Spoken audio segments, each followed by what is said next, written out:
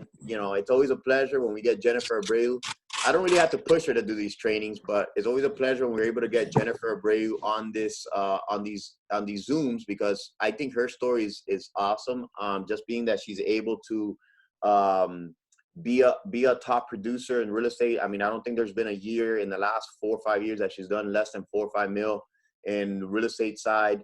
She, you know, she's a mother of 3, so it's always something that sometimes people would like say, man, you know, it's good kids, I have to take them to school. And I understand there's some single parents out there that it's a tough thing to do everything that you could, but if you do it right as a single parent, I think you could build the time and work smartly. And now I know it's a little bit tougher with this quarantine thing that the kids are not in school, but your goal would be kind of, depending on the age group of the kids, putting them in some kind of like, and especially if you have family, but she's able to do it. And she's also kicking butt, calling you guys, making sure that the lifestyle title side of things is rolling, and she's doing an incredible job without too much further ado. And especially because this is her training, and I love when other people are able to like shine and start becoming the vocal leaders that they are meant to be. So Jennifer Abreu, take it over.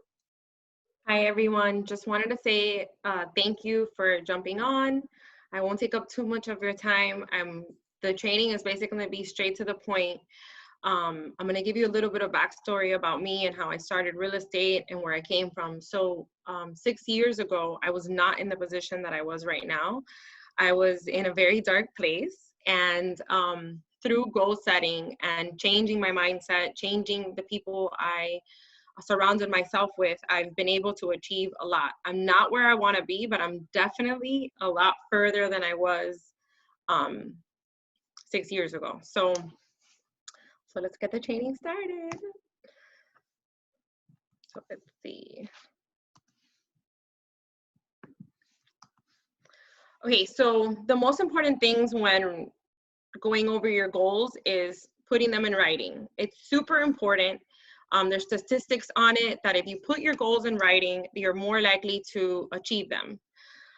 Aside from that, you have to commit. So a lot of times we say, and I'm guilty of it, lately my thing has been the weight loss. I've had major commitment issues with losing weight. I'll start and I'll stop.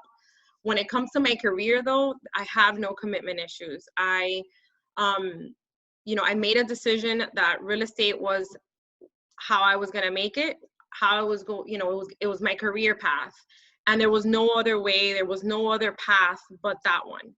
So I've encountered a lot of hiccups along the way. There's been a lot of issues. I mean, George can attest. I've had moments where I want to quit. I don't want to do this. I'm like, oh my God. I've had months and months and months where, years ago that my deals were falling apart. There was a time 3 years ago that I had 6 deals fall apart back to back to back to back. And I was like, what is going on?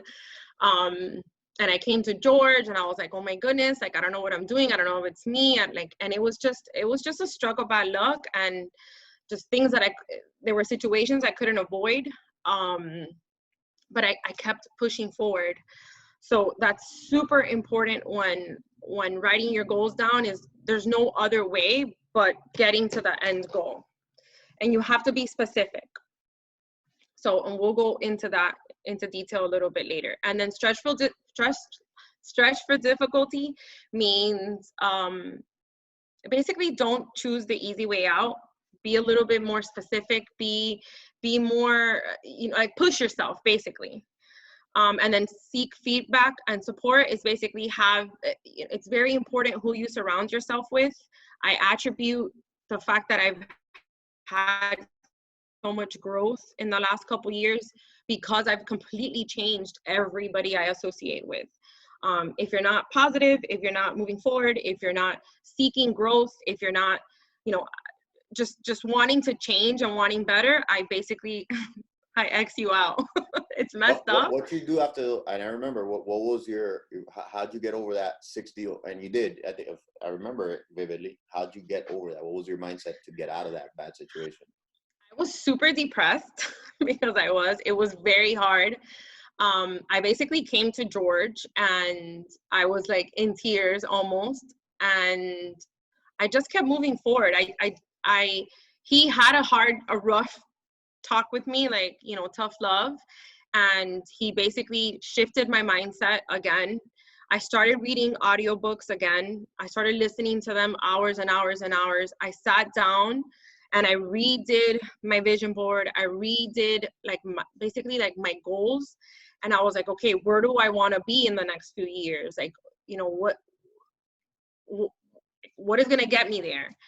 So I sat down and I wrote up a plan, and I was like, all right, this is what the plan is going to be. And it's crazy because last year was, you know, a really good year for me, professionally and just in general. I got married. It was like so many things off of my vision board I was able to accomplish. And I kid you not, I attribute it to creating a plan at the beginning and then just not quitting until I got there. So here we go on to the next slide. So define your 5-year vision. So it's very easy, especially in real estate, to just kind of go with the flow and kind of keep moving forward and not really sitting down and taking a look at where you see yourself. Like, what is it that you want? And a lot of times we just kind of get caught up in the daily and we don't sit back to be like, okay, where am I going? Where do I see myself? Am I okay with this? Am I not okay with this? So this is very, very, very important for goal setting. What is your end goal, basically? Where do you see yourself? Once you define that, then you break the goal down. You start off with 1 year. So in a year, and I put some examples there. So an example could be, I want to close an X amount of transactions by December 31st. For me, this year, my goal is to purchase a multifamily by the end of the year. I didn't. Jen, can I add something to you? This is one of the Yeah, things I wanted to make sure that before I got on a call, for if something came in, one of the things you guys got to do, this is the note. This is the only thing I'm going to jump on your training and say for the most, I think. The number one thing you guys got to do when you set these goals that changed my life too, in my darkest of times, you know, like when my goals were like not as strong as they are now. Everybody likes to set up the goal like, I want to accomplish X, right? Kind of like what you have here. And I want to make X dollars. And what happens if you take anything from what I say, we don't put an opposite end to that goal. So like if Jen's goal is, I want to make $100,000 this year to pay for this, Tyler's school, this, you only put the positive things, right? And it will push you there if you look at it every single day, you write it down. But put the negative one. What if I don't make the $100,000 this year?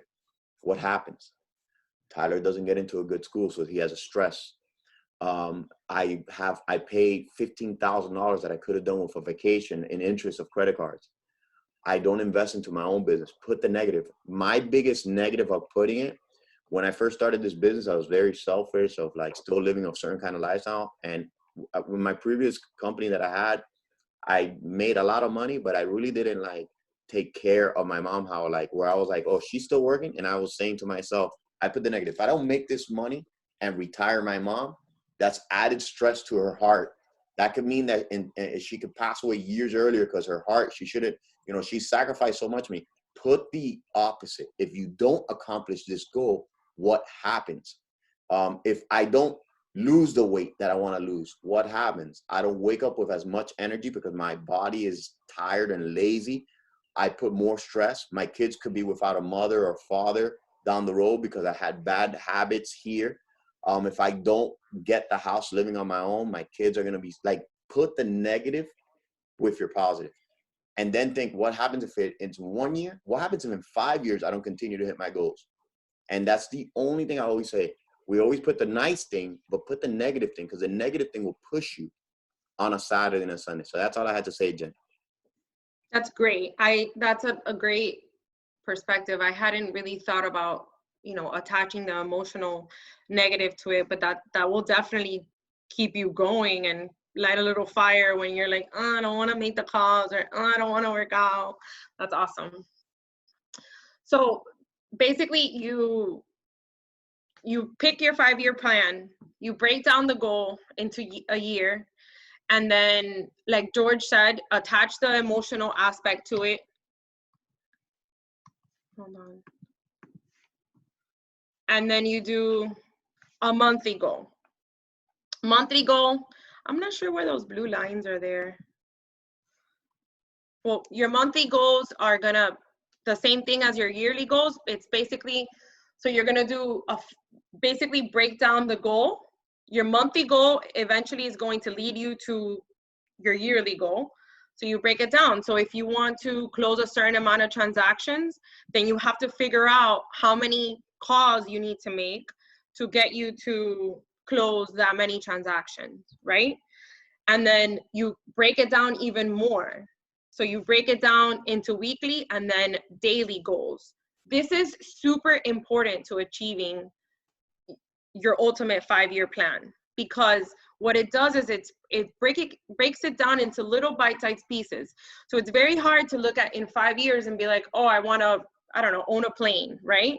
Right now, if you're living in an efficiency in the back of your mom's house, it's very hard to be like, okay, tomorrow, in 5 years, I'm going to own a plane. It's not realistic. But if you break that down significantly, you might not own the plane in 5 years, but you might know someone that owns a plane, and so it's a matter of just getting closer.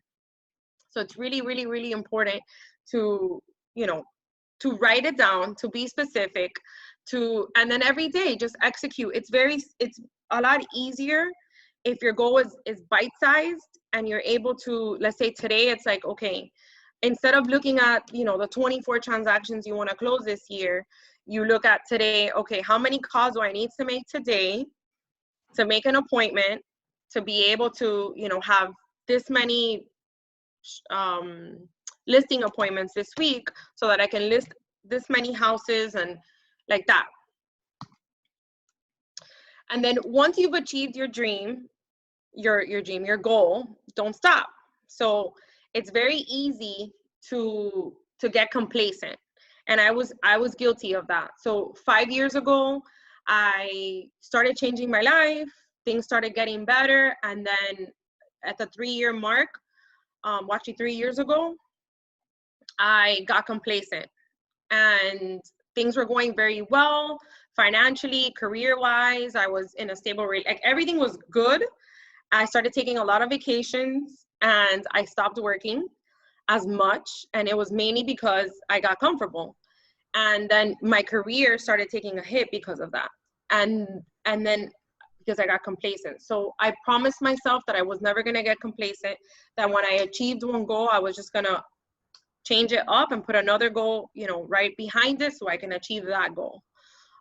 The other thing that I attribute a lot of my change to is my vision board. Once I sat down and I wrote my goals down, I have goals on everything. I have goals like personal goals, relationship goals like family goals, career goals. Once I wrote all my goals down, I do my vision board. So my vision board doesn't change a lot unless I achieve something, which I have to update. Can I ask you something? Yeah. Because you've done this probably 2 or 3 times, that vision board. You continue updating it. A lot of people think that's like cheesy. And you don't stop doing it, and you've hit your goal. I mean, a lot of people didn't think it's like, oh, it's show. Could you elaborate a little bit on it? I think I have my entire family do it. Every year we sit down twice a year, and I make the kids and my husband do their vision board.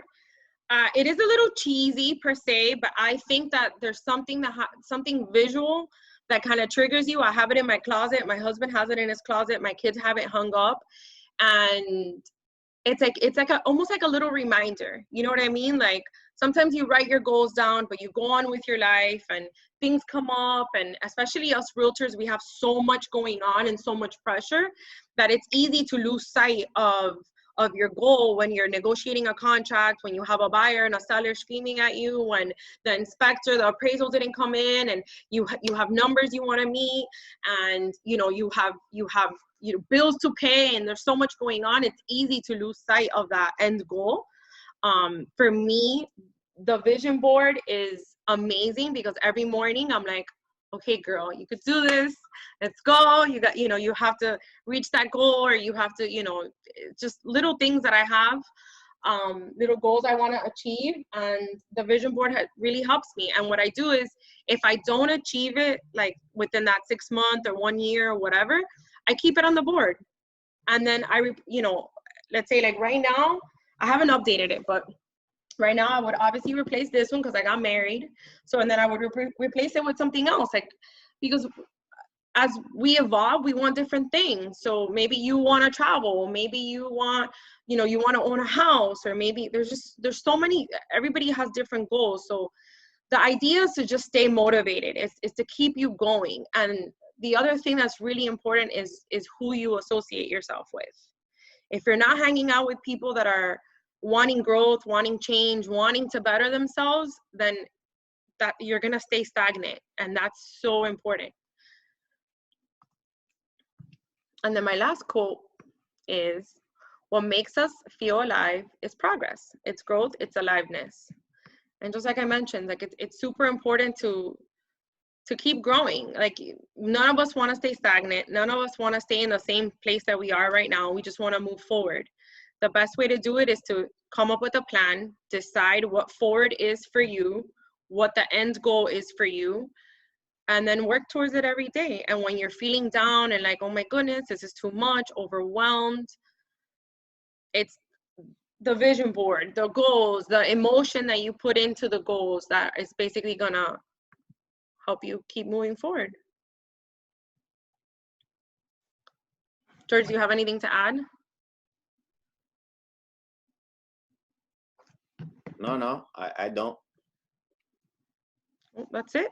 That's Does it. anybody have any questions or anything? Well, then no, I thought you meant for that specific topic. No, and what I was gonna say is a bigger thing, Tina. Like, you know, I this was a nice short and sweet mindset. You know, we kept them short, but I want to go deeper than if that's a goal. And I kind of hit the nail on the head. Like, if your guys, if your vision is let's get some crowd interaction.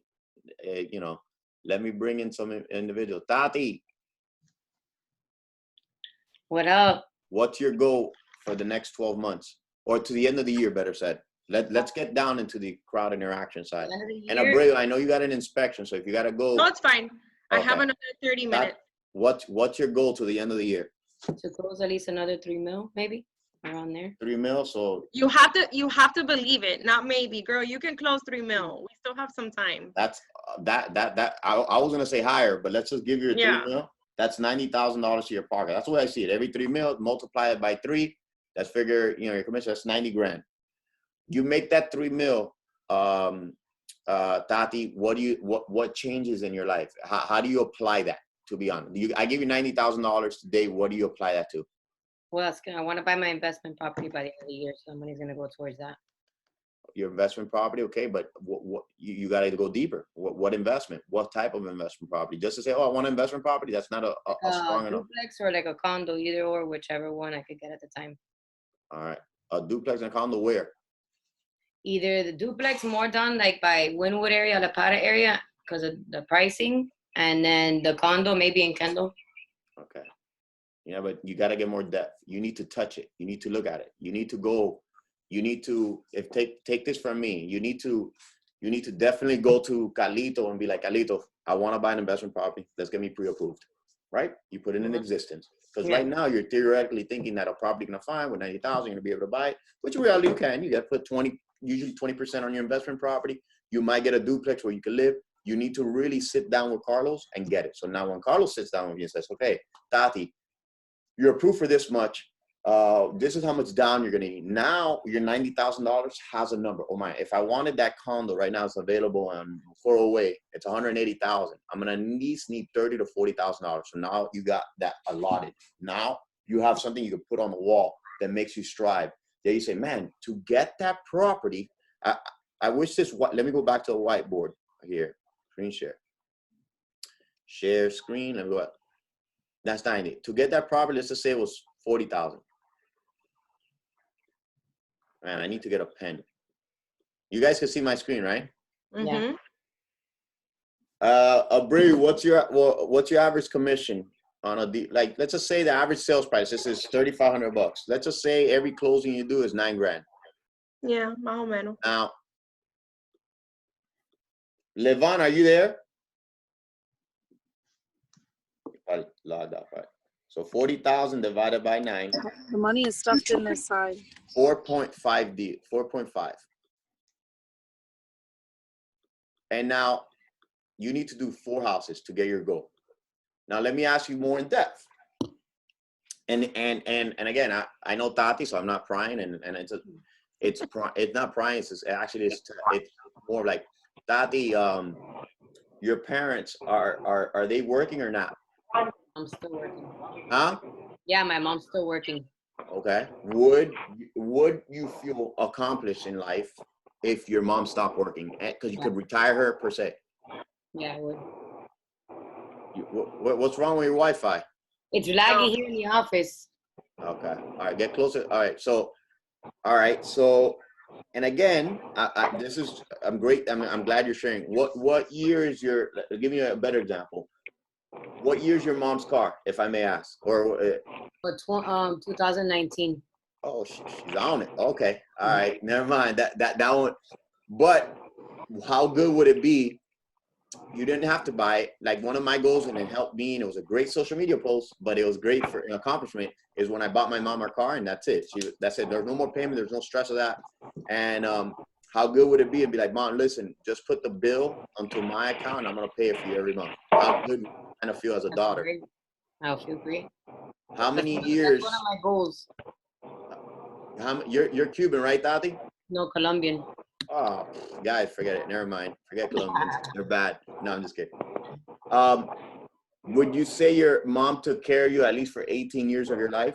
Yeah, she did more than she needed. Wouldn't it be great to say, hey, Mom, for the next, hopefully she lives another 50 years, but to be like, Mom, to the rest of your life, now I got you. You sacrificed so much for me. Wouldn't that be good? And that's the last question. I will probably kind of Yeah, it would be good. That's one of my goals for in between the next 5 years. I have to do that. And that's all it takes. So now when you look back at this screen, right? Mm-hmm. I really can't see it because it's still like my screen is frozen. All right, so let's just say your mom's car payment is $400 a month. And again, it could be more, it could be less. All you got to do is make $5,000, $4,800, $5,000 to at least alleviate your mom from having to work as much, right? Yeah. And that's depending on what the car is. Well, at least it could be more, it could be less. So that's the way I was starting to see it. So I'll say 5,000, and then I was like, my mom's insurance is probably like $100 something bucks, and then I was like, let's just say $5,500. She never has to do that. She could go from working 40 hours a week to working 25 hours a week, less stress, more at home.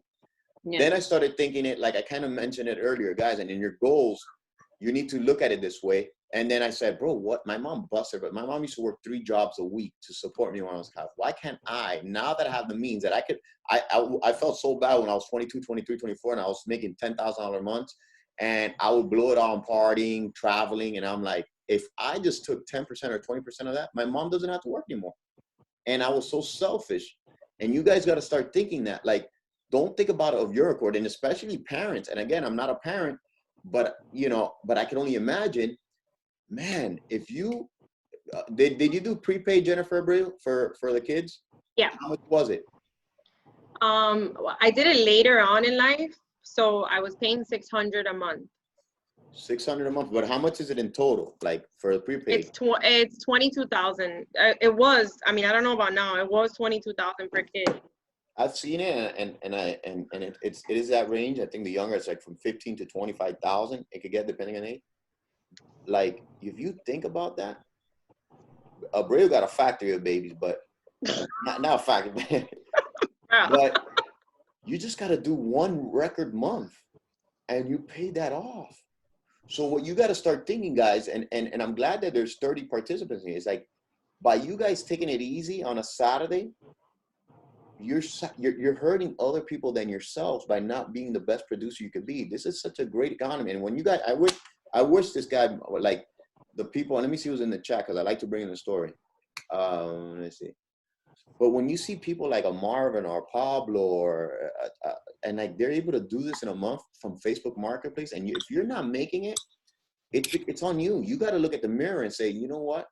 And I'm sorry to be grim on this, but a good goal setting workshop has to have grimness to it. You're being selfish. God gave you, and again, for the most part, I think we're healthy, we're alive, we have hands, we have eyes. You know, some people may have ailments that hold them back from working, but for the most part, everybody that I've seen in lifestyle has been able to, you know, work it.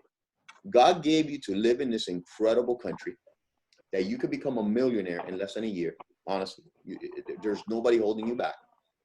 You're in a great time in our industry, even with the pandemic. Levon Beck, 10 deals. This kid is 22 years old. You have no excuse.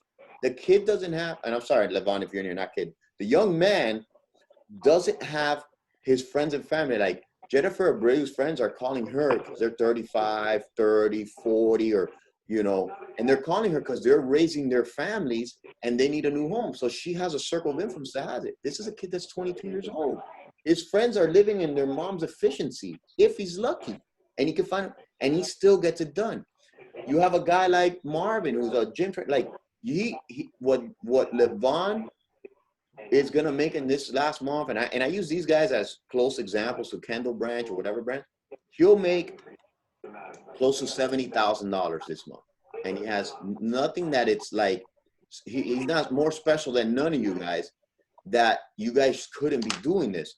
So that being said, that guy's gonna be able. If it was Levon Beck with Tati's story, hold on. If it was Levon Beck with Tati's story, he would be able in this next 30 to 60 days. He'll be able to buy that investment property, put his son through the whole prepaid in 30 to 60 days. Well, some people will go a whole year and not make that money. What does he do? That isn't different. He just does it every single day. And I hate to always mention this, but if you're not really waking up, what happens is everybody in here has a car. So if your goal, if your vision board was like, oh, I want to get the BMW 5 Series. And again, I'm not one to blame. When I bought the 6 Series, I bought this car and whatever. And now it's not a real, I got the Tesla because I'm saving on gas. It's not the nicest car. I had a Porsche, and I don't say it with an ego. I had a Porsche, which was a lot funner when I was, well, I am single, but it attracted more girls, I would say, right? So I got that Tesla because I'm a nerd and I knew it was going to save me money. I don't care about that. But I was very selfish when I was 23, 24, that my mom's struggling and working, and I was paying a $1,500 car note because I wanted a 6 Series convertible. It was selfish of me.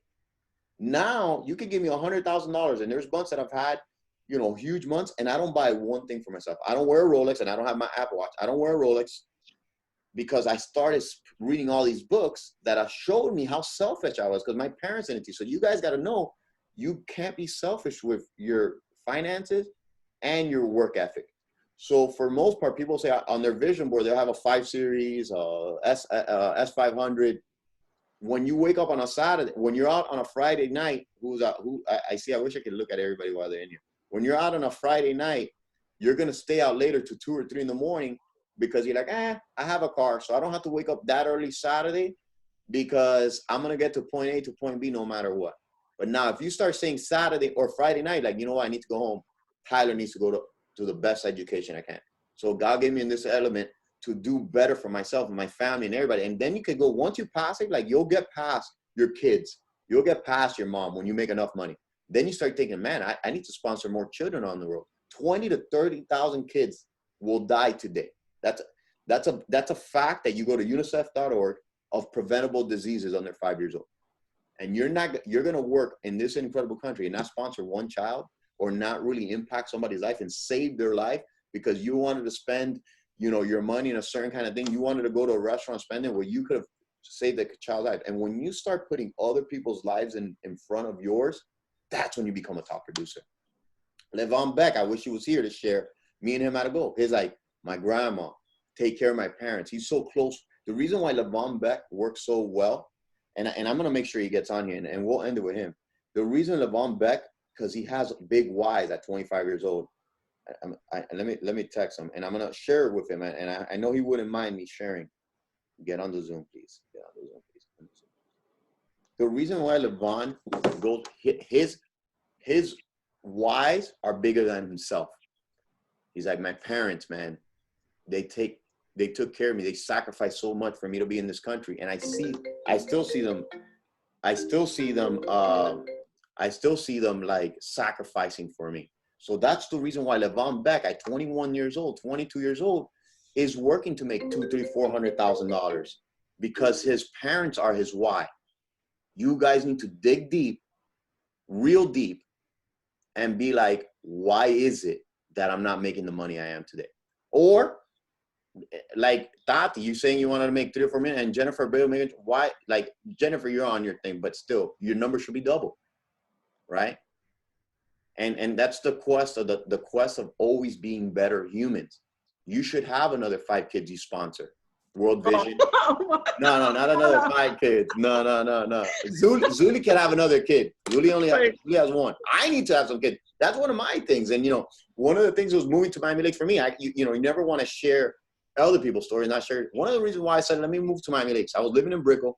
I was, I've been in relationships coming out, and one of my wives was like, I want to raise a family. So let me go somewhere where it's more conductive in a home and be more tranquilito. Even though I have been, and I've been like, and not because of quarantine, I've just been more chilling. The only thing I would probably do is go Hillstones every Friday. But I want to be more, I want to be a family. I want to have kids. So I want to be able to attract that. So what's my why? To be more centered, more spiritual, continue to grow in myself. And business-wise is to continue making revenue streams, working like crazy. That's why you guys are going to say, oh, George, you got so many hats. Yeah, the moving company, title, I'm supporting. Everywhere I walk, I don't even wear regular clothes. I don't buy expensive clothes. The last time I bought a suit was as a gift. I wear my polos everywhere because it's pushing my business to get me one step closer to my goals. My sponsor, I do mission. And again, I don't say it to impress you, but to impress upon you, where for me change was sponsoring children and giving back my time, making sure I got my mom a car. Then I told her not to pay, building out her an efficiency so she never had to work another day in her life. You guys need to find that reason. And then ultimately, and I'll leave it here, and I hope Levon gets on. He can't get on. He's on a call, he said. On the line. Okay. So the last thing I was like, I want to be, you guys have been my why. And I have Alma here that was in Miami Lakes, and we're going to game plan. You guys are my why. Like, I really don't have to sit in the office every day. I could work from home, but I love it because I'm allowed to talk to you guys every single day and push the leaders to be better leaders to you guys and continue growing this company that you guys have made awesome. So that's my major why, is why I wake up in the morning and stay in the office 8, 9, 10, 11, and make sure that leadership is on there. So dig deep, guys. Really, I'm going to share in the chat this thing called Anthony Robbins. This is the thing that really changed my, it's Personal Power 2 by Anthony Robbins. I wish Omi was on here. It's a 30-day program. I'm going to share the actual workbook of it. Find your whys. Really find out what happens in a year. Like, let's just say your goal was to make $100,000. What happens if you don't make it in a year? Okay. Tyler, my kids, they don't get to go to the college. They have to go struggle and be like myself when I went to college, that I was taking 1 credit or 2 credits and taking the, like Jennifer, I don't know, like I would get the loan they give you for books and stuff and use it to pay my bills, right?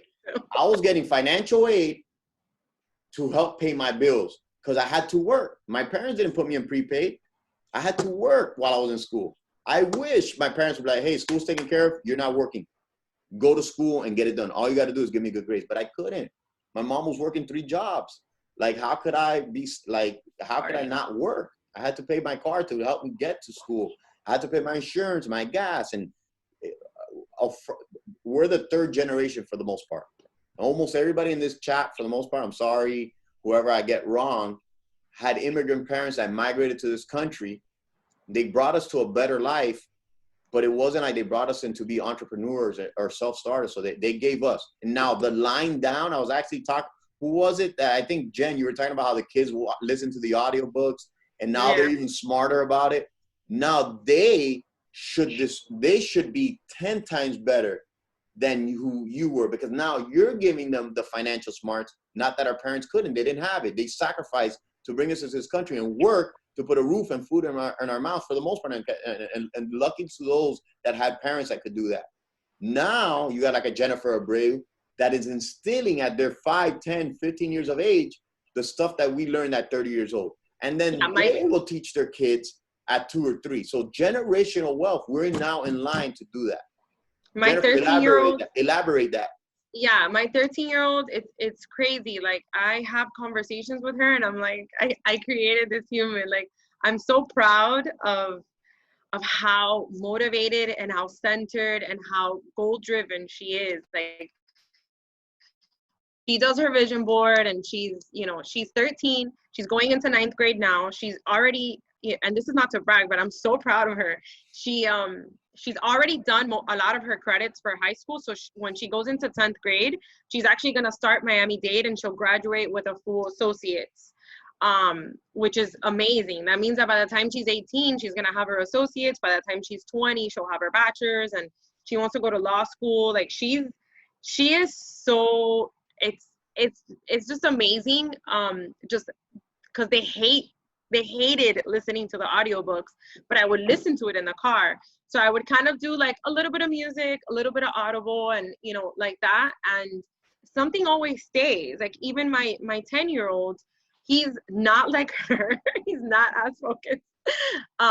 But I see him like he's very cautious of money and how much things cost, and how can he save and how can he make money and how can he's very, very, very, they're both goal driven, and I attribute that to the audiobooks, to making them play out the tape, basically. Like, where do you guys see yourself? Why do you see yourself there? Is that something you want to do? Is that, and I mean, I it's changed our life.